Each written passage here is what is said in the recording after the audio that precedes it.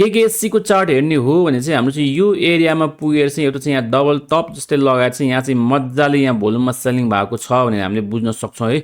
So यसको मतलब चाहिँ के हो त भन्दाखेरि चाहिँ यो कम्पनीले पनि यो ग्यापलाई नै टच गर्न आउला जस्तो चाहिँ देखाएको छ 250 को एरियामा। सो यदि तपाईँहरूले चाहिँ यो बाइङ गर्ने सोचिराख्नु भएको छ भने चाहिँ यो एरियामा आउनु दिनुहोस् अनि यो एरियामा एउटा राम्रो ग्रिन क्यान्डल फर्म हुन दिनुहोस् अनि मात्र बाइङ गर्नु होला भनेर भन्छु है। सो यो एरियामा आएर मात्र बाइङ गर्नु होला अनि स्टप लस चाहिँ तपाईँहरूले चाहिँ यो राख्नुपर्ने हुन्छ, लगभग 220 को स्टप लस हुन्छ भने चाहिँ। अनि तपाईँहरूले टार्गेट चाहिँ मिनिमम पनि यही एरिया लगभग पहिलाको हाई हाम्रो चाहिँ 340 सम्म राख्न सक्नुहुन्छ।